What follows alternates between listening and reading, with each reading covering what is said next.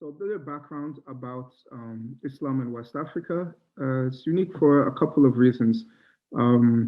Islam first entered the region of West Africa, we think around the 2nd century Hijri, 9th century AD. So it's been there for a very, very long time. But in the present day, what's unique about West Africa, or one of the things that's unique about Islam in West Africa, is that Sufism is more popular in West Africa than any other part of the world. In 2014, the Pew Charitable Trust did a study of Muslims around the world, and there were some issues with their methodology, but generally they found that 92% of Muslims in Senegal claim to belong to a Sufi order. In Chad, it's 55%. Nigeria and Ghana, it's 37%. And these are not small countries. Nigeria has over 200 million people, about half of them are Muslim. So there are a lot of Sufis in West Africa. And this is largely due to the efforts of a few shuyukh, mostly of the Tijaniya and the Qadariya order in the pre-colonial period and the late colonial period. Probably foremost amongst them, and in terms of the spread of Sufism in the region, is Sheikh Ibrahim, who's a Tijani Sheikh originally from Senegal, who spread the Tijaniya order all throughout West Africa and even around the world. Sheikh Amadou Bamba, also from Senegal, was responsible for the spread of Sufism within Senegal, as was Hajj Malik Sy, a very prominent Tijani Sheikh. Hajj Umar Fouti Tall was also originally from Senegal and established what's known as the Tukulor Empire. He was also a Tijani Sheikh, spread the Tijaniya throughout the entire region of West Africa. He went on Hajj and came back and formed this very large polity, a little smaller than the lower 48 states of the US, all throughout West Africa. The Sokoto Caliphate, which was the largest pre-colonial state in West Africa, was also founded by Qadari Sufis, Usman Dan Fodio, and Sufism was spread there, particularly through the efforts of his daughter, Nana Asma'u, who was a sheikha in her own right and wrote lots of poetry disseminating Sufism amongst women throughout, and men as well too, throughout the region. And before them, Usman Dan Fodio was a correspondent and student of the great Qadari Saharan Sheikh Mukhtar al-Kunti. It's a long history of, this is just the recent history, but there's a long history of Sufism in the region. And a lot of things that contemporarily we would call Sufism, but that people themselves there don't call Sufism. Okay. So this is, I want to play for you just some examples. I know you've seen some clips of West Africa, but what is it like to live in a society where 92% of the people belong to a Sufi order, and most of these Sufi shuyukh write lots of poetry?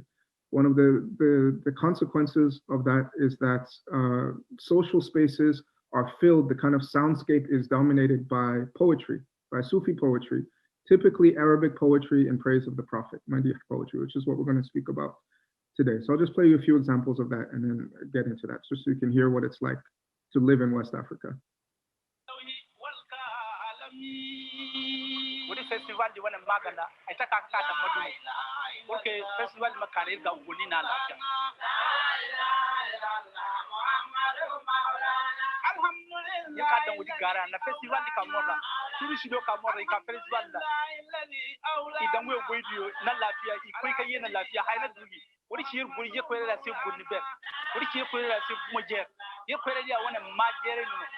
So that was Jene in Mali. This is in Senegal.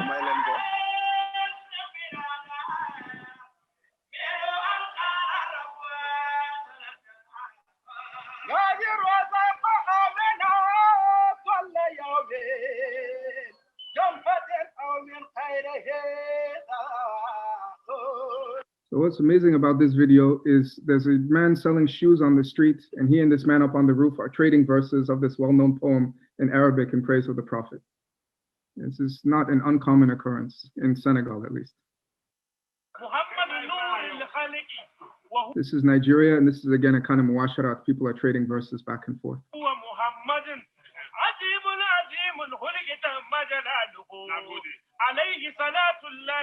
ثم سلامه يزول عذابا انا من كذواله لكل نبي اسمه امانه ووجه جميل للتقى وبتانه محمد ومنكم وما انصاف الا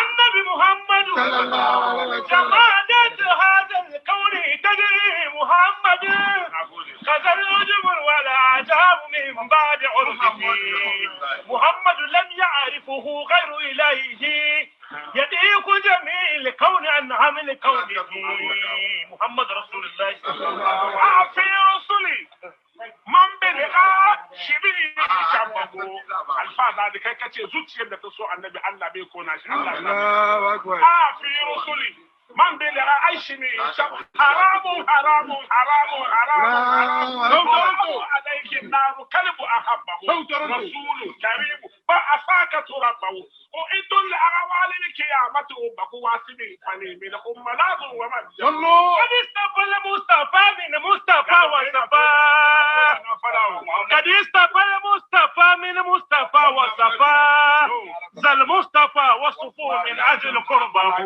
فتم صورته وتم معناه قد استفى المصطفى. All right.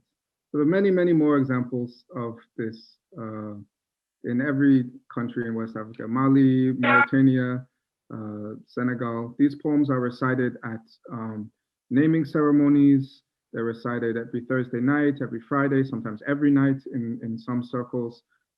People recite them for fun. People recite them for devotional purposes. They form a really integral part of Muslim life in West Africa.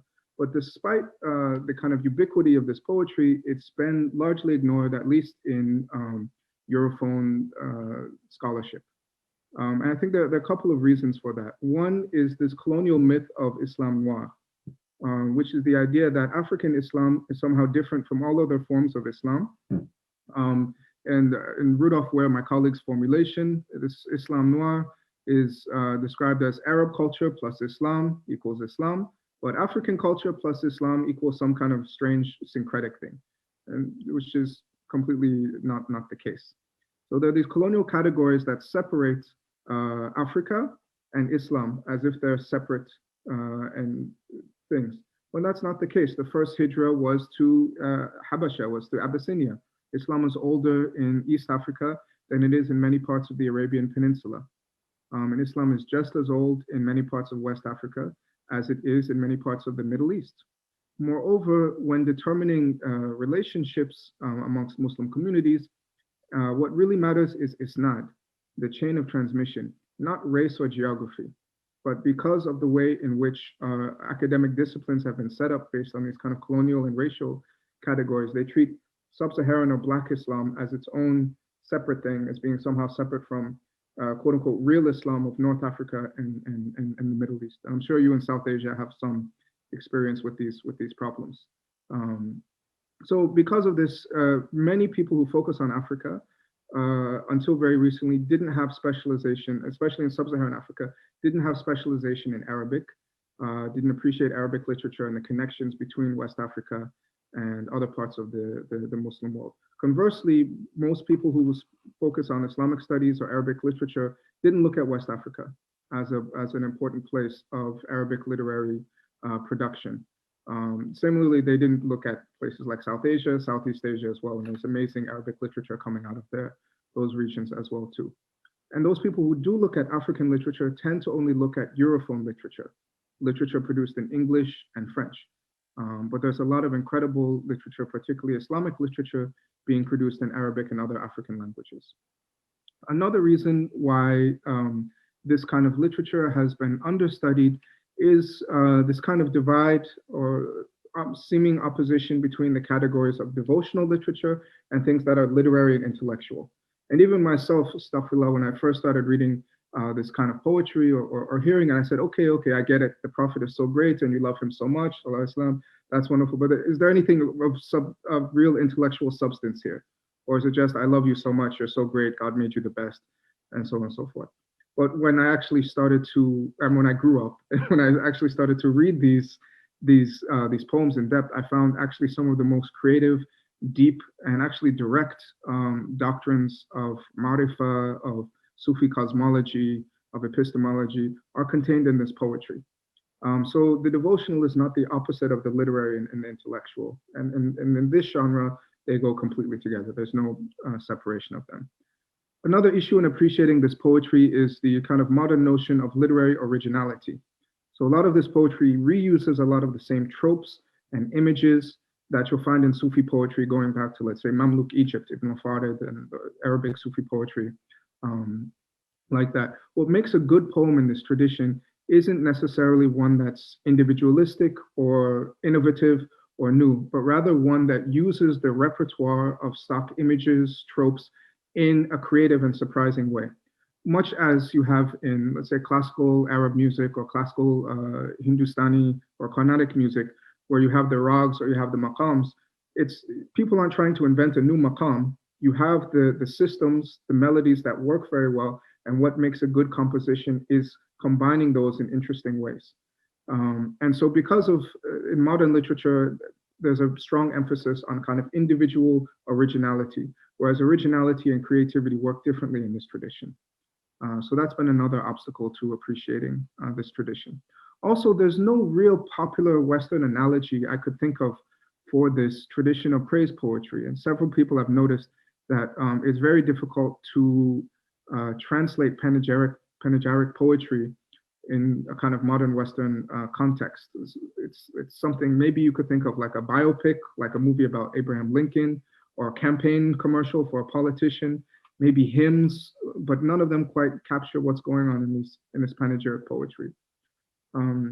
But anyway, despite this academic neglect, this Arabic Madih poetry remains the most popular form of poetry in West Africa, perhaps even the most popular form of literature in both performance and study. So we're going to try to explore and understand why that's the case. Why is this form of literature so popular? But Sheikh Ahmadu Bamba, one of the greatest poets of this tradition, gives us a warning. He says, whoever approaches the poetry of the saints by grammar and prosody alone will face grave mistakes.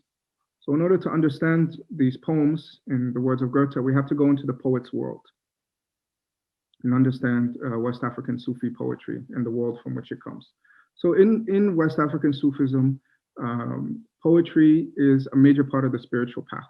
It's not necessary, but most people I know who are involved in West African Sufism spend a lot of their time reciting this poetry in praise of the Prophet. Why is this the case? This poetry functions like almost everything else Islamic as a kind of echo of the Quran. But poetry being verbal, being recited, is a particularly close echo of the Quran. So we can even take, it's kind of a daring saying, but we can even take the Prophet saying that nothing remains a prophecy but the true dream, and apply that to poetry and say nothing remains a revelation but true poetry. And so the many sayings in the Sufi tradition of things about Ibn Atallah's hikam, they said if it were allowed to recite anything other than the Quran in prayer, it would be Ibn Atallah's hikam. And the West African shuyukh and their disciples say many things about the Sufi poetry of the region as well too. Sheikh Ahmadu Bamba said, the best speech after the Quran and the Hadith is my poetry in praise of the Prophet. And so it's really given a kind of exalted status as an echo of the Quran. It's important in spiritual cultivation or in the spiritual path in its composition. So Sheikh Ahmadu Bamba said, in one of his poems, I traversed the path of the people the moment I began to write his praises. That is, the act of writing praises of the Prophet was the beginning or launched his spiritual journey. Sheikh Ibrahim was one of the most prolific and probably the most popular poet in the region today. Has several verses in which he says, my praises are my weapons, my praises of the Prophet are my weird, they're my sword amidst my enemies. There's so many different things. So the actual act of composition is understood as a kind of steed on the spiritual path. So composing a poem is a devotional act. And the poets, although they're fluent and sometimes write poetry in other West African languages like Wolof and Hausa and Fulani and Yoruba, they typically write praises of the Prophet in Arabic. And Sheikh Ahmadu Bamba explained, this is because I want to praise the Prophet in his own language.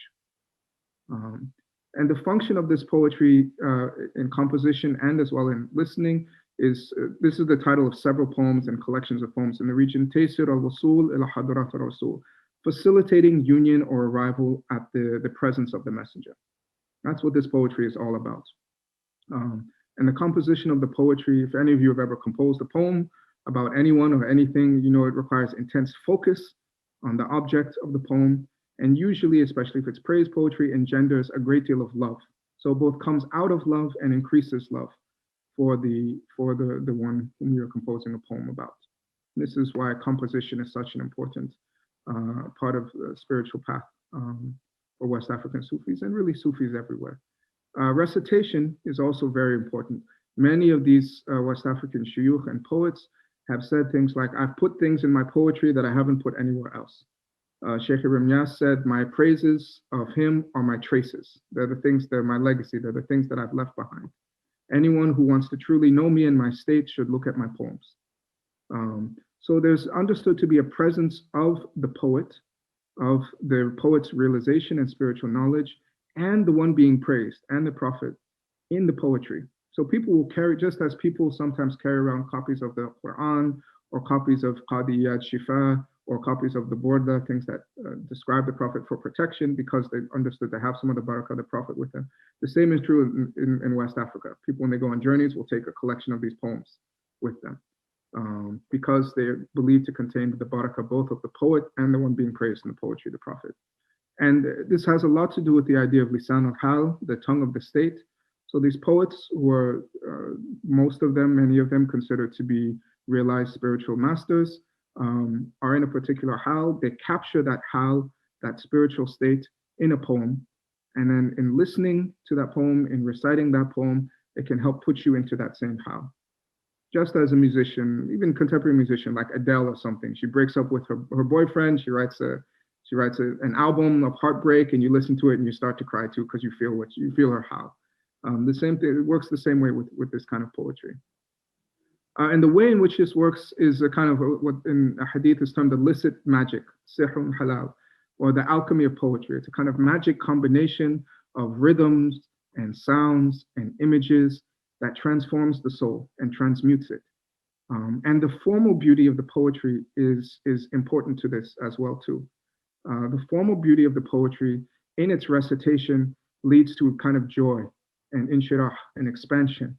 And like anything beautiful attracts love.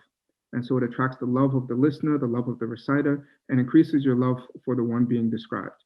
And we know this is very important in the Islamic tradition in general, and Sufism in particular. There's a hadith, none of you believe until I am dearer to him than his father and his mother and all else in the world. So how do you attain this state in which the Prophet is dearer to you than everything else? Poetry is an important aid, a facilitation of attaining the state of true iman, of true love for the Prophet. And through its verses, through its abiyat, poetry trains you to read the ayat, not only of the Quran, because poetry is it's a synthetic form of speech in which in one verse you can say 10 things. And you can come back to the verse and read it over and over again and get new things out of it. And the Quran is the same way. Several traditions that speak about the different levels of meaning in the Quran. But it not only trains you to read the Quran, the ayat of the Quran, it trains you to read the ayat in the world and the ayat in your soul. It trains you to read things symbolically and to understand the connections between various things. Ibn Arabi has many interesting things to say about poetry means shi'r, which also is related to the root of the word, which means hair.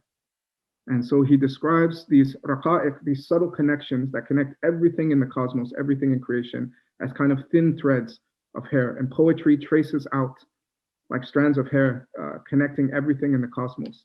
And so the metaphors and the images of poetry reveal these subtle connections between everything in the cosmos and our soul, in the Quran, and everything. And so these are some of the reasons, the kind of cosmology or the poetics which the Sufi poets are operating in. And this, I think, explains why it's so important in spiritual cultivation in Sufism in West Africa and beyond West Africa as well too. So as I mentioned before, this idea of everything in the world being connected, this is a common theme in West African Sufi poetry and literature, but you also find elsewhere, is that the world is a poem. And so the world as a poem. So Ibn Arabi, if you take the Quranic and the image in the Hadith of the world as being God's speech. God created the world through speech. He said through it, kun fayakun, be and it is. Well, what is poetry but ordered speech? So poetry is ordered to be, because the world is ordered, God created the world biqadarin, in order, then all of the world, as Ibn Arabi says, is endowed with rhythm and fastened by rhyme on the straight path. So the whole world is a poem. And so in a certain sense, the act of composing poetry or reciting poetry is in a certain sense imitating or echoing the cosmic act of creation. Now this creation is often described as an arc of descent and an arc of ascent, from the haq, from the real, to khalq, to creation, and then back. And this happens cosmologically. The whole cosmos comes into existence and then returns to God. This also happens individually. We are created, we come into being in our bodies, we live, we die, we go back to God. This also can happen spiritually, in which we come from God, and then we try to die before we die. We try to take the voluntary return to God, to return to God before we are returned to God through spiritual practice. And that's another arc of creation and return. And in one of the more esoteric doctrines of Sufism in the region and elsewhere, this also happens instantaneously. Everything is created and returned to God at every moment, kind of like an image on a screen. Everything is continuously manifesting from the divine presence and returning to it at every instant. And so poetry, the composition and recitation of poetry, is understood to help in this ascent to God. In imitating the act of descent, it helps in the ascent. So Sheikh Ibrahim has a verse, all of the affairs of creation are from that mighty affair, meaning God or the prophetic reality. So my eye and my chest and my paper and my tongue and my pens and my ink, all of me is in service of his remembrance. By the remembrance of the messenger of God, I am exalted and elevated, and I return to God. And you even see this in the structure of a lot of these poems. There's a technique called Rad al-Ajuz al-Asad, in which the poem comes full circle. The beginning hemistitch of the poem is repeated and the last hemistitch of the poem. And so the poem kind of forms a circle, joining things together. All right. Now, so for poets who are trying to then set out to praise the Prophet, a common theme uniting almost all of these poets is the impossibility of praise. They're trying to praise the Prophet, and many of the poets say, how could I possibly do this? And this occurs in a hadith in which the Prophet is saying this about God. He says, God, we cannot account your praises, you are as you have praised yourself. And this is a recurring theme of Sufi poets who say the same thing about the Prophet himself. Ibn al-Farid famously writes, in the art of describing his beauty, time itself expires, and there still remains in him what has not been described. Busiri in his Burda says, the virtues of the messenger of God have no limit, so they cannot be expressed by human speech. And how in this world can his reality be comprehended by a people sleeping, distracted by their dreams? So this theme of impossibility of praise is probably most eloquently summed up in a poem by Ibn Juzay. He says, I hope to praise the chosen one, but was turned back by my incapacity from attaining those feats, even if I had the compass of the sea and its overflowing, even if I had the counting of the grains of sand and the stars, even if all my limbs became tongues, even then they would only reach some of what is desired in praising him. Even if all the worlds wrote his praise, they would not reach even some of what is required. So I abstained from it out of awe and courtesy and fear in the tremendous difficulty of that exalted task.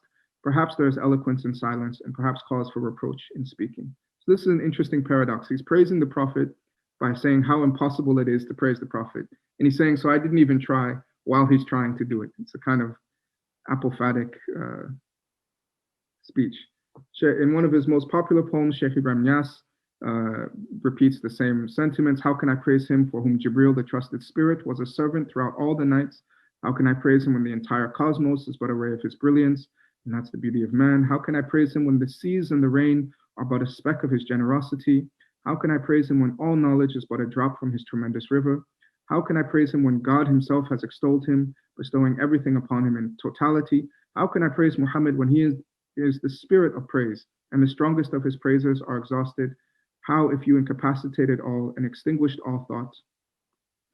O you who diminishes all else, how without rushing in as an interloper amongst the crowds of praisers seeking gifts, but stand and rush and beg for the help of the Lord, a king, how great is the help of the possessor of majesty. By the little we have offered you of praise, and much is little compared to you, we are exhausted. This is no wonder, since before me the best of the eulogizers languished in this field. The eloquent praised you, and the tongues all fell short of a tenth of your beauty. From the eloquence of Ka'b, that's Ka'b ibn Zuhair, and Hassan ibn Thabit, to Imam Busiri, the favorite, is all of the things they offered is but spittle coughed up out of longing, not worthy of your praise in the least, nor is that of the masters of rhetoric, and the weakness of my addition is like that of the eloquent. But your praise has not ceased, nay, it will never cease, nay, speech itself would cease without attaining this excellency. Please accept, O my beloved, with all acceptance, the contrived poetry of a useless man. So this is a common, this impossibility of praise is a common theme. So what do? The poets say, I can't be silent, I'm overwhelmed with love for the most beautiful of all creation. I can't remain silent, but I can't speak because nothing I say can ever measure up to him. So there's this kind of paradox. And poetry presents itself as precisely as a kind of speech that can handle this paradox. If you're caught between silence and speech, poetry can serve as a barzakh between silence and speech. So barzakh is a liminal reality that both separates and unites two things. So sunset, sunrise are example of barzakhs between day and night. So poetry serves as a barzakh between silence and speech. It's a barzakh between music and prose. It's a barzakh between pure feeling and thought. It's a barzakh between adwaq, direct experience in Arabic, and awraq, writing, discursive description. Even the structure of poetry itself participates in this barzakh equality. All poetry, all classical Islamic poetry is in strict meter and has rhythm. Rhythm is a barzakh between eternity and stillness and motion. All classical Islamic poetry is a rhyme. Rhyme itself is a barzakh between one sound and many sounds. And this is particularly suited to praising the Prophet, who is described as being a barzakh, or the barzakh, between being and nothingness, just as humanity itself is seen as a barzakh between the worlds of spirit and the worlds of body. So poetry with this barzakh equality has the ability to handle this paradox, to speak in a way that's paradoxical and ambiguous, in a way that straight prose is harder for it to do. And so Ibn al-Farid explains this very beautifully. He says, in allusion, there's meaning not contained by plain expression. And as I mentioned before, the form of the poetry is very important here as well, too. It's a famous verse from his Khamriya. He says, the subtlety of vessels in reality comes from the meanings they contain, and these meanings are enhanced by the vessel's subtlety. So the form of the poetry and the meanings to which it alludes are not separate. They enhance each other. And all of this, according to the Sufi poets, is due, the way in which you can achieve this impossible act of praising the Prophet is only due to the barakah of the Prophet. So Sheikh Yadali, 18th century Mauritanian Sheikh, famous poet, said, I, in order to praise the best of servants, can only hope for help from his greatness. So the way in which you achieve this impossible task of praising the Prophet is through the barzakhi speech of poetry, through the barakah and help of the Prophet himself. So the most favored form used in West Africa is the Arabic Qasida. And the Qasida is a very old pre-Islamic literary genre and structure. And it's changed a lot in West Africa. It's often shortened and the structure has changed a bit. But generally, something of the general structure remains. And the basic structure, there's a kind of tripartite structure. It begins with a nasib, which is an amatory prelude. Usually the poet is sitting at the traces of the beloved's campsite, the atlal, lamenting separation from the beloved, describing the landscape around the campsite. And this description of the landscape is very evocative and kind of reflects the inner landscape and feelings of the poet. And so what happens is in poetry, Sufi poetry in praise of the Prophet, the atlal become Medina and the environs around Medina. So, and this feelings of separation are feelings of spiritual separation. So the beginning of the Sufi journey. Then the next part of the poem is called the Rahil, which is a desert journey in which the poet travels across the desert, fights battles, faces foes, faces hunger, cold, all kinds of hardships. And in Sufi Madih poetry, this generally, the poet will describe going through various spiritual stations or different trials they faced along on their spiritual path. And this corresponds to the level of the tariqah, the path towards God. then the final part of a qasida traditionally is a section of madih, of praise of the patron, of the beloved, usually a request, making a request for a gift of the patron, a request for union with the beloved. And in a lot of the Sufi madih poetry, this is praise of the Prophet, requesting union, intimacy with him, salvation, and describes the state of union, fana fi rasul, annihilation in the presence of the messenger. And this corresponds to the station of haqiqa, the kind of end of the spiritual path. So we have clear examples of this in the Burda of Imam Busiri, with which I'm sure many of your listeners are familiar. It starts out, Amin tadakuri jirani bidi salami, mazajtadam anjara min muqlatin bidami. Is it from remembering the neighbors at Bul Salam, which is an area in Medina, that you mix tears with blood? Or is it from the winds blowing from Kadima, or did lightning flash in the valley of Idam? These are all parts of the landscape in Medina, and it's describing this intense love and longing. Now, this also happens in more contemporary settings. So Sheikh Ibrahim has a lovely qasida in which he takes Paris. He was returning from Medina to Senegal and stopped in Paris. And he takes Paris as the atla. So he says, and the hotel he was in was over a discotheque. And so he says, the lights and the castles and the things reminded me of the one whom I love back in Medina. And so he takes the setting of Paris as the atla, reminding him of his beloved. And he had a visionary encounter with the Prophet in Paris as well too. And then the Rahil, the desert journey, he's on a plane, and he describes himself. He goes back and forth between him riding in a plane and then him flying through the different spiritual stations. And then in the Madih, he describes, he said, I'll never forget the days of union when I sat in the Rauda, when I sat next to my beloved. Oh, how wonderful. I'll never leave that place. Even if I go somewhere else, I'll never leave that presence. So the structure still structures a lot of present day qasidas, in which you take a physical journey, and it's through the process of poetic metaphor and ambiguity combined with the spiritual journey in all kinds of surprising and wonderful symbolic ways. Now, madih poetry also is what one scholar of the genre has called a double portrait.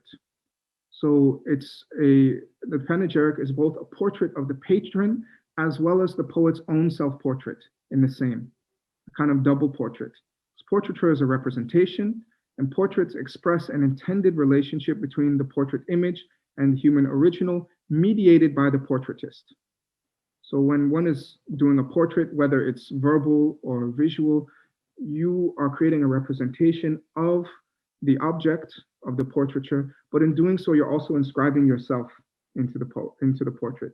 And this is seen as particularly felicitous for these Sufi poets who are seeking union with the Prophet, who are seeking annihilation with the Prophet. So the qasida is both the qasida of praise, the panegyric qasida is both a portrait of the Prophet and a self-portrait of the author. So it's this kind of double portrait that mirrors or echoes the union with the reality of the Prophet that the poets are seeking.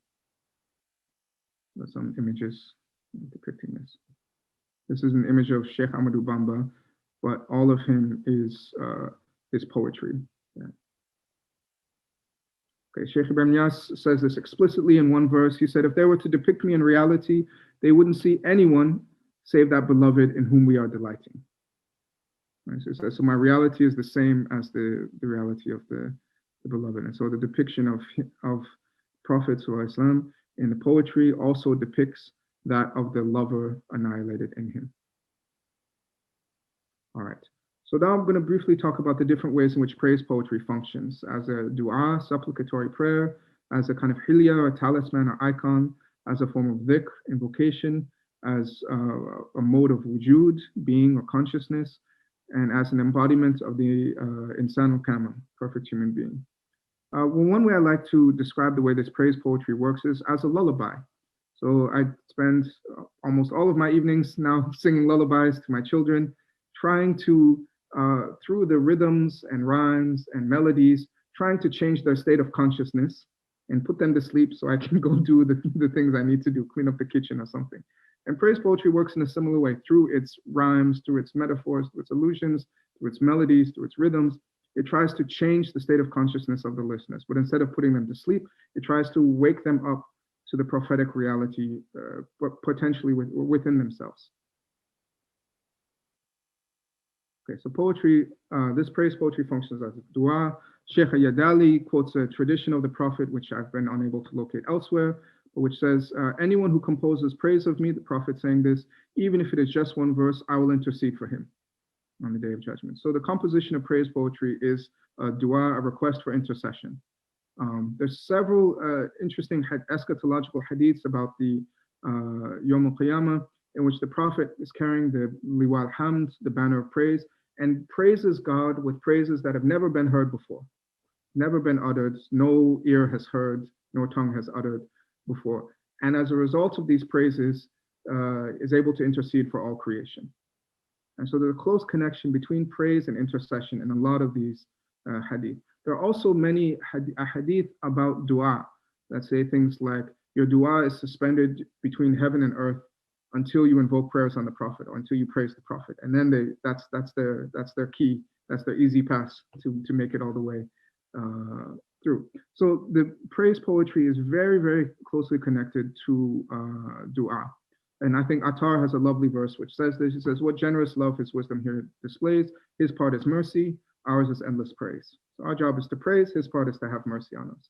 And so in fact, many of these Madih poems are really just long versified du'as. Du'as asking for health, success, spiritual success and worldly success while praising the Prophet. So I'll play you a famous example from Sheikh Ahmadu Bamba that's popularly recited by his disciples. Some of them every morning they recite this poem.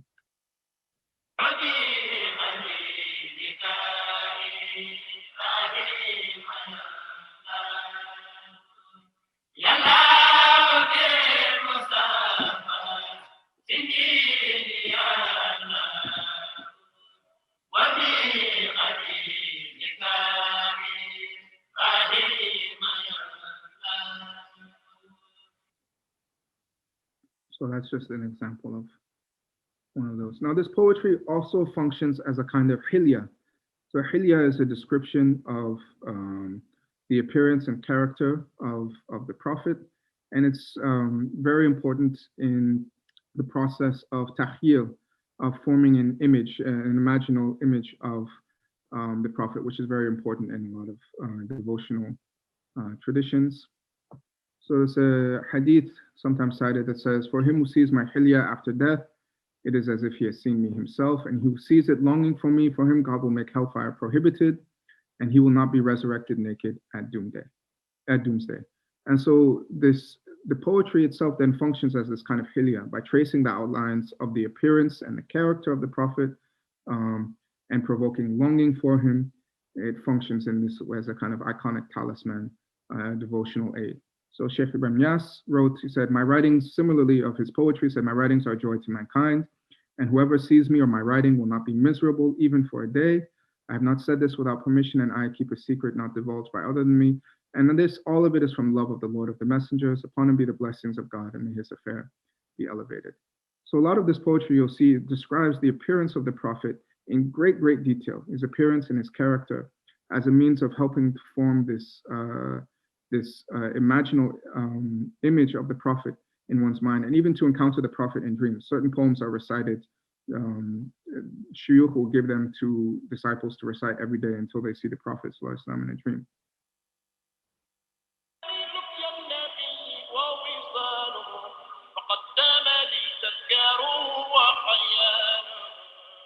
So this is the beginning of a famous poem by Sheikh Ibrahim, which I think kind of encapsulates what's going on here. Said, even if I can't meet the Prophet, I can at least remember him and imagine him.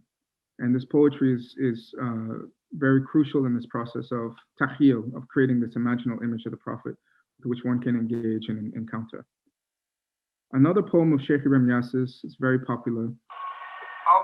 So it is essentially a description from Tirmidhi Shama'il of the appearance and character of the Prophet put in Qasida form. And it's very beautiful. I'll play it for you so you can get a sense. And this is one of the poems that sometimes people, shuyukh, assign to disciples in order to have a visionary encounter with the Prophet.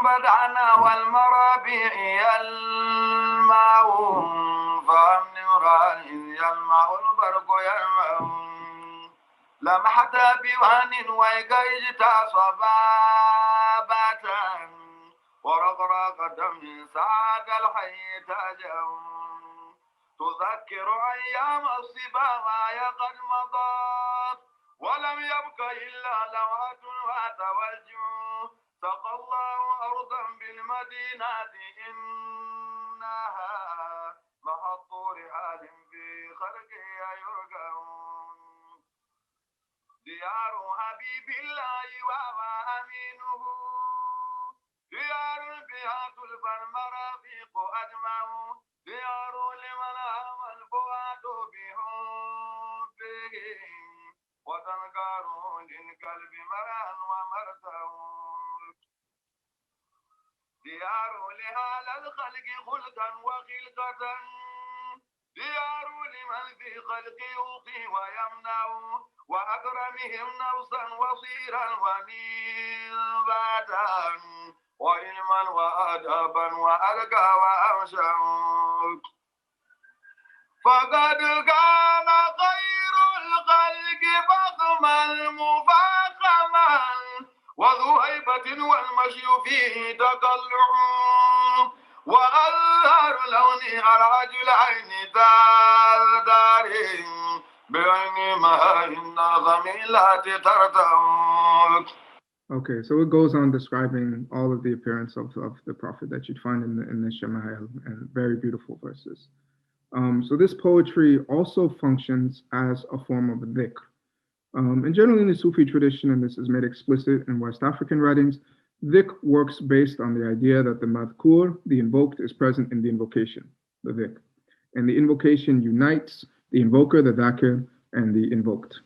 And this poetry functions as a form of dhikr, uniting the reciter, the poet, with the one invoked, with the Prophet.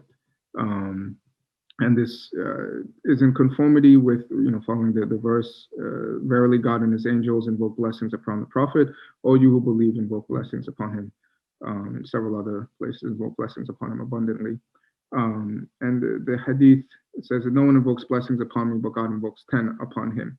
So in West African Sufism, I mean all Sufism in general, but in particular West African Sufism, the invocation of blessings upon the Prophet is, I could probably say, it's the central form of dhikr. The most popular of these prayers upon the Prophet in the region is the Salat al-Fatih.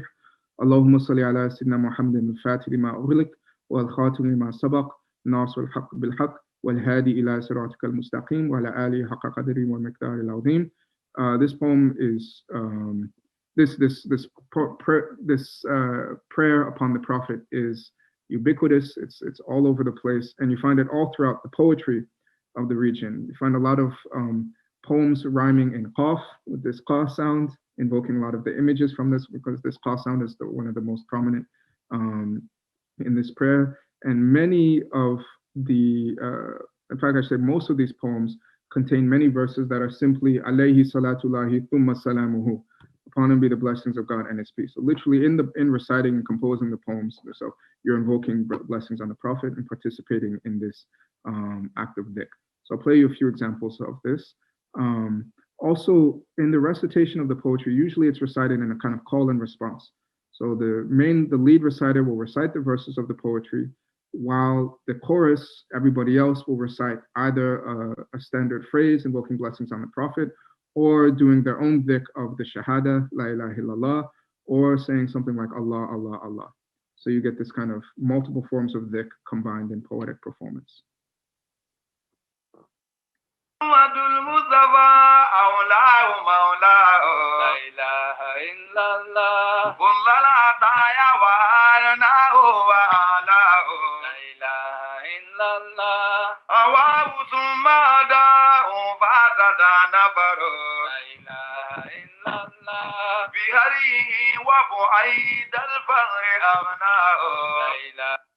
Okay, so that's one using the shahada as the chorus. Here's another, I'll do this. So this verse of the Surah Yasin It says, we didn't teach him poetry, nor is it fitting for him. And this is sometimes cited to say how, poetry can't capture the beauty of the Prophet.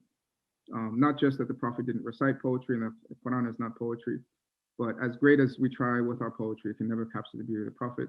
And this is sometimes translated as, this is only a reminder and a plain Quran. But West African Sufi commentators sometimes point out that this huwa and lahu can also go back to the Prophet. So that means he is a reminder. He is the reminder. He is dhikr. One of the names of the Prophet is Dhikrullah. And he is a plain Quran. He's the walking Quran. And this is why Aisha said upon it, Kana Quran yamshi al-ard, the Quran walking on the earth. So the Prophet himself is dhikr. And so a way of engaging with him is participating in dhikr. It's one of my favorites.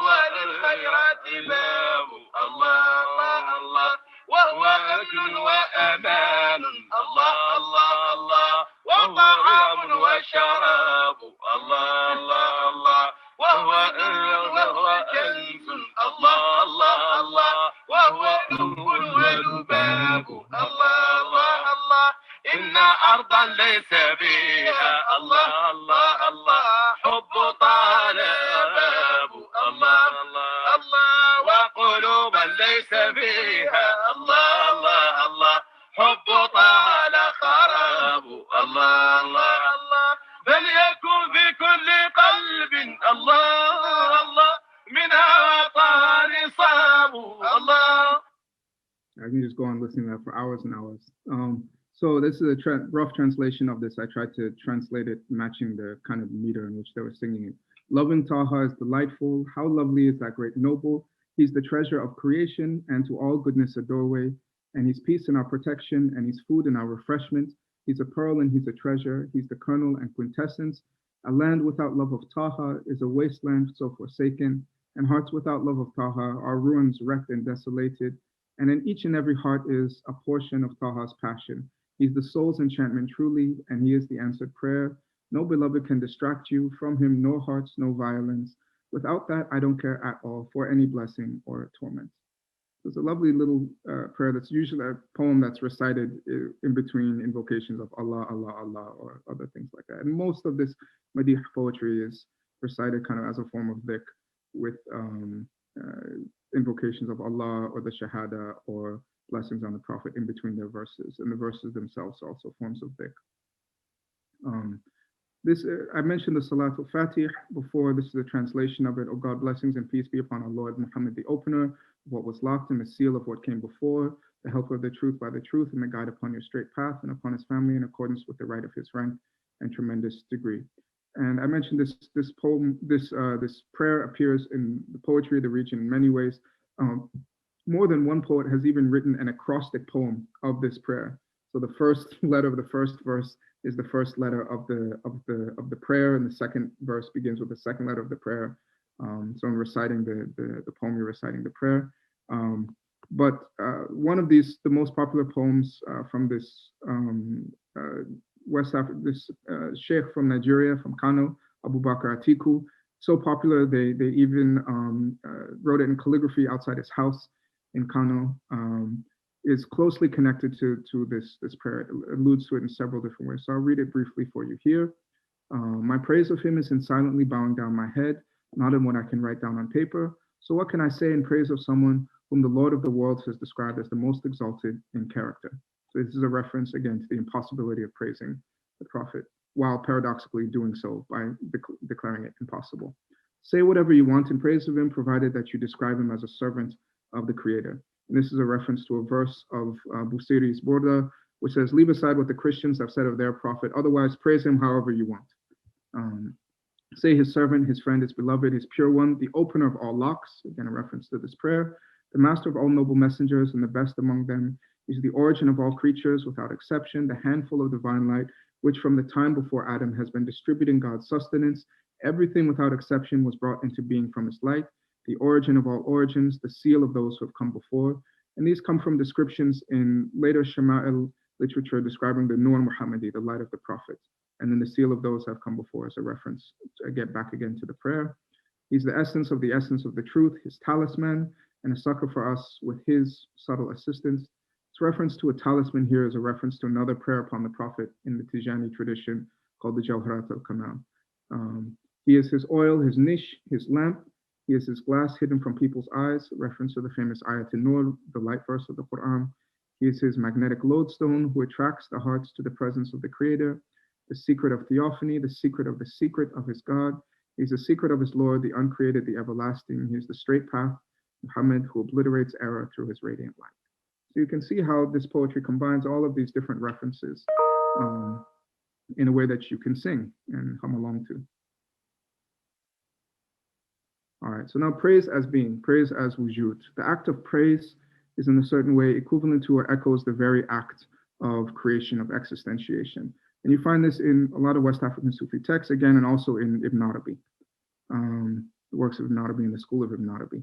So he writes, the reality of praise, according to the verifying Gnostics, is the act of making God's attributes of perfection manifest. This could be either through words, as is well known amongst the masses, or it could be in act, which is like God's praise for himself and the praise of all things for him. Now, God's praise of himself, which is the most exalted level of praise, is his existentiation of every existing thing. His existentiation of every existent is praise in the general sense. So if all of creation is God's speech, and all creation contains ayatullah, things that reflect the qualities of the divine, then all of creation is God's praise. So one of the interpretations of the verse of the Quran that say everything hymns his praises, everything hymns God's praises, is that their very existence is the praise of God. So everything is praise. The existence of everything is praise. So in this sense, it's valid to call every existent thing praise, and just as every existent is a praise, so too is it a praiser. Now, the most exalted and most tremendous level of praise is the level of the Muhammadan seal. So the acts of praise are ranked in quality by the one who's doing the praising. If someone you respect a lot praises you, that means a lot more than someone you don't respect praising you. The quality of the praise, what's actually said, and the one being praised. So the best of praises would unite the best praiser with the best form of praise and the best praised.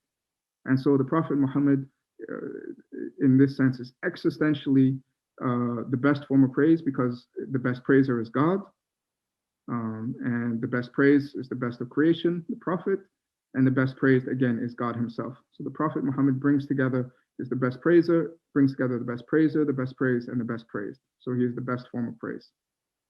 On account of the Prophet's arrival at the praiseworthy station, Maqam Mahmud, that's mentioned in the Quran. So his hallowed essence is the utmost level of praise through which God praises himself. This is why the Prophet has been singled out with the banner of praise, the Alhamd, and why he's called the praiser, Hamid, the most praiseworthy, Ahmed, and the praised, Muhammad. So this is the secret of one of the secrets of the name of the Prophet, Muhammad and Ahmed, is praise as existence. And so in composing, reciting praise poetry, and praising the Prophet, you're actually echoing or participating in the divine act of existentiation and creation. And so occupying the praiseworthy station, later Akbari, Ibn Arabi influenced Sufi literature, including that in West Africa, connects this praiseworthy station to the station of no station, maqam la maqam. It's kind of transcendent, highest station of Sufi saints, which is occupied only by al-insan al-kamil, the perfected human being, the complete human being. The insan al-kamil has multiple dimensions. It's difficult to discuss it briefly, but it's a logos-like first divine descent, the summit of all creation, the actualization of all human potentialities, the nexus of the human and divine. And it not only refers to a particular human being, but rather the potential perfection within each and every human being. So the Insan al-Kamil serves as a kind of barzakh between the real and creation, the one and the many, the absolute and the relative, and contains everything within it. And this explains in part one of the reasons why when I teach this poetry, sometimes my Christian students ask, like, well, why do these people praise Muhammad more than they praise God? Talk more about Muhammad than they do about God. Why aren't they praising God? It's not that there isn't poetry praising God, but it's far overshadowed by poetry and praise of the Prophet. And the reason for this is summed up in a story which is quoted in West African Sufi literature a lot. It's a story that in the time of Abu Yazid, a Sufi claimed to have a visionary experience of God, and someone told Abu Yazid about it, and he said, oh, that's nice. Then Abu Yazid walked by the man in the market the next day, and the man saw Abu Yazid, and he fell over and died. And they say, what Abu Yazid, what happened? And he said, well, when he saw God to the measure of his own capacity. When he saw me, he saw God to the measure of my capacity, which was way more than his. So he was overwhelmed and passed away. So the idea is that so right now, I don't have a direct line of sight to the sun. But if there were a mirror to be placed on a tree out there, that mirror, which has a direct line of sight to the sun, I would be able to see the sun more clearly in that mirror than I would be from my current position, which is blocked. And so the divine attributes and qualities are more clearly seen in the Insan al-Kamil, more clearly seen in the prophetic, in the prophet, because the prophet's nature is the most perfect and complete, it's the most perfect and complete mirror, than our own twisted and cloudy mirrors. And this is part of the reason that's given for the focus and veneration and praise of the prophet and as this Insan al-Kamil. Now the station of maqam la maqam is Ibn Arabi and West African Sufi masters also explain that each station is, even the lofty stations are delimited by being one station and not another. So to attain this kind of true perfection, to really follow in the Prophet's footsteps, you have to enter the maqam la maqam, the station of no station, which is not delimited by being any one station, which is this kind of station of perfect receptivity and fluidity that can take on any station. So if you want to transcend color, for example, the goal isn't to become purple, like let's say the highest frequency color, is to become clear, and that way you can take on any colors, like water. And this is alluded to in several verses. Or another way of explaining this idea of Insan al-Kamil occupying maqam la maqam is that of a dreamer within a dream. So let's say I go to sleep and I dream that let's say I'm LeBron James in an NBA final, or that I'm a star cricket player or something like that, and I'm bowling. That the player in the dream who's throwing it, he's not throwing when he's throwing, but rather I'm throwing. The dreamer is the one throwing, and everything. The dream would not exist were it not for the presence of the dreamer, me in the bed, in the dream, as that, seeing through the eyes of that particular character. And acting through him. And so you see this in hadith, things like the world will not end as long as there's somebody who says Allah, Allah. Things about the similar traditions about the qutub in Sufism, keeping the whole world in existence. The presence of the dreamer, God, within the dream through this figure. And as a result, because this figure has a direct kind of link to, let's say, the consciousness of the dreamer, of the divine dreamer, everything in the dream is contained within that particular figure. So Ibn al-Farid has a beautiful verse describing this. He says, no one speaks unless his speech is from mine. No one sees but by the gaze of my eye. No one listens unless listening by my ear. No one grasps but by my might and strength. No one is speaking, hearing in all creation but me. In the composite world, I appear deep within every shape and form, adorning them with beauty. And here we see an echo of the hadith and Nawafil. When I love him, I become the hand with which the hearing with which he hears, the sight with which he sees. So again, describing this state, entering the station of no station, the level of the Insan al-Kamil, which is exemplified and best embodied by the Prophet. Described like this. Ibrahim Yas also describes this. He says, the union of all slaves is by my rope, and he realizes this who does not belie my Lord. My traveling attained a perfection and knowledge that cannot be hoped for. The poles all fell short of reaching the summit of mine. This is by the grace of the God of mankind and the love of the messenger of God. People know that I am his servant. The union of the beloved of God made good my union. So the particular role that the Prophet plays when one is annihilated in or united with the Prophet, one attains this similar station of no station. Ibn al-Farid describes its kind of transcendence and transcendence of transcendence in this way. Yet never qualify me as a companion near, which I regard as an outrageous crime, severing the rule of union. For my arrival is my parting, my nearness being far, my loving, my loathing, my beginning, my end. By her I alluded to myself and meant none but me. For her sake I stripped off my namesake and fame, and set out far beyond where those before me stood still, where minds went astray on accustomed paths, died and disappeared. I have no attribute, that is a stamp, as a name is a brand. But if you must speak, speak of me elusively or with metaphor. So it's talking about this station of transcending all stations, all descriptions, all names, all everything, And that is in this poetry, the Prophet is described like this, and the state of union with the Prophet is described as this, not only transcendence, but really transcendence of transcendence, which then allows one to be immanent in and as everything. And this is described in prose rather nicely by Sadruddin Khunawi, Ibn Arabi's stepson and successor. And he says, the tasting, the experience of the perfect human beings has affirmed that everything is in everything. Nothing has essential stability. On the contrary, everything is on the verge of being transformed into something else. This is the situation of all wujud. This constant flow is the divine journey from the first non-manifest unseen to the realm of the visible. No one tastes this journey and reaches its source except he whose essence has come to be non-delimited. Right, so the station of no station is the station of non-delimitation. And this is described the way in which human perfection is described in this literature. Then the bonds are loosed, the contingent properties, states, attributes, stations, configurations, acts, and belief. And the one who has attained this is not confined by any of them. By his essence, he flows in everything, just as wujud flows in the realities of all things, without end or beginning. Okay, so this various dimensions. I won't have time, I've gone a bit over here to talk about the living sources that this tradition draws on, but it draws heavily on pre-Islamic and early Islamic poetry, on the Quran and Hadith, on prose in praise of the Prophet's virtue, the Fada'il, the Shama'il literature, on prayers upon the Prophet, and on several classics, particularly those of Busiri, Ibn Farid. This collection by a contemporary of Ibn Arabi, actually a friend of Ibn Arabi's in Andalusia, Al-Fazazi, of 20 line poems in praise of the Prophet, the Ishriniyat. That's hugely popular all over West Africa, but I've never heard of it being popular or recited anywhere else in the Muslim world, and several other classic poems. There are other influences from non-Arabic poetic tradition, West African poetic traditions. Oops. Let me go skip past this. Yeah, so there's several other influences from praise poetic traditions that were non-Islamic. So as the West African society became Islamized, a lot of these Islamic reformers and Sufi shuyukh would encourage, like Uthman Danfodio said, singers stop, don't waste your time singing the praise of men, sing the praises of the Prophet and be content.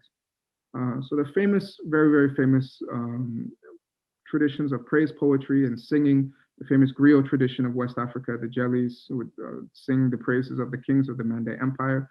And generally these praise traditions in Yoruba, the similar traditions called Oriki, they're kind of very evocative praises of one's ancestral lineage. And what they're understood to do is in praising your ancestors, they actually evoke those noble qualities within you. And so when you listen to these praises, so for example, like if my family goes to Nigeria for a funeral or a wedding, people will come and they'll do some research and they'll figure out my family's Oriki. And they'll come reciting it to me or to my father. And you kind of expand, you feel different, you feel the kind of, it evokes the presence of those ancestral noble qualities within you. And so praise poetry, poems in praise of the Prophet and poems in praise of Sufi masters and saints functions in a very similar way. And a lot of the people who were specialists or are specialists of the genre also do Madih poetry now too. So in praising the Prophet and his qualities and the qualities of the saints, they're meant to evoke them and provoke them within you.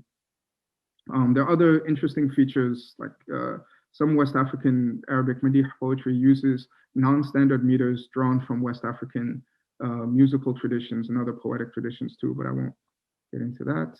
I want to get to the conclusion. All right, so Madih poetry describes, embodies, invokes, evokes, and provokes the non-delimited human perfection of the Prophet in its wedded forms and meanings. It functions as a form of dua, as a kind of hilya, an icon, as a form of dhikr, as a kind of repetition or embodiment of wujud itself, and as a particularly effective embodiment of the insan al-kamil. It mimics or echoes God's praise for himself, God's greatest praise for himself being the Prophet, and attempts to embody it in verse. And this is done through the kind of magic or alchemy of poetry, which is like a lullaby, which captures the state of the poet and tries to set it free in the listener or the reciter. It provokes desire and love for the beauty of humanity, for the perfection of humanity, and its formal beauty is central to this efficacy. And looking at this poetry, you can't really separate the devotional and the literary elements. So the devotional is literary and the literary is devotional. And I won't get into the hypertextuality. Another interesting feature of this poetry is the Arabic that a lot of West African poets use is something that I call Big Arabic, which is similar to West Africans sometimes use something called Big English, which I'll give an explanation of Big English, in Yoruba called Igilango Gesi. So in using Big English, like Wole Soyinka, the Nobel Prize winner, is famous for his use of Big English, is using the language in a manner that surpasses the owners of the language themselves. When you use language in this Igilango Gesi manner, this Big English manner, you're transforming the English language, you're doing things with it and in it that the owners of the language themselves had not thought imaginable. So Soyinka is one of these, he's a Nobel Prize winning playwright and author, writes in incredible English. His intention is not merely to wake napping English for the edification of Englishmen and women.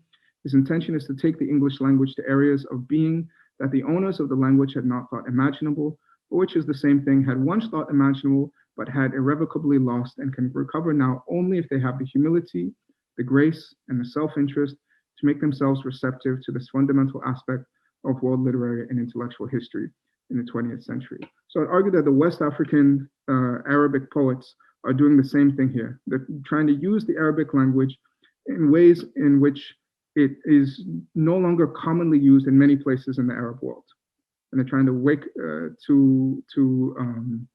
use ways in which the Arabic language used to be used, but in which have fallen into disuse in some places.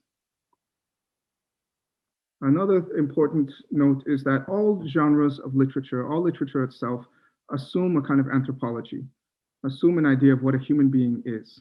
And this is particularly evident, particularly prominent in this Madih poetry, which is really attempting to define humanity as that which cannot be defined or delimited. And this is very important. As William Chittick writes, he says, once it's understood that the proper role in the cosmos is to manifest the divine essence in a global and plenary fashion, that is in the station of no station and following the Insano Camel, it's easy to see that the main currents of modern thought are designed to keep people as far away from this central point as possible. This is because science, technology, and the other branches of modern learning, not to mention politics, are grounded in ignorance of human nature. Modern forms of knowledge falsify the human self by defining it in terms of ever more narrowly focused disciplines, biology, neuropsychology, genetics, psychology, history, economics, etc. Modern intellectual currents, media, popular culture, make people comfortable with the false notion that they belong to fixed stations. Once people lose sight of the non-delimitation of the true human state, they lose the possibility of thinking about perfection, much less achieving it. Modern knowledge tells us who we are not, can never tell us who we are. Only a perspective rooted in the station of no station, or I would add poetry rooted in the prophetic reality of the Insano Camel, can show us the way to this central point of the reality of being human. Thank you very much. I have some more poems I could show you if you're interested, but I think I'll stop there as I've gone on a bit over time. Thank you. Thank you so much, Dr. Ogunnaike. It was a really multi-dimensional presentation, and I'm so happy to tell you that most of the room is full of young people. Wonderful. Which is really, really heartening, and for them to listen to something which also resonates with our own regional culture of Islam.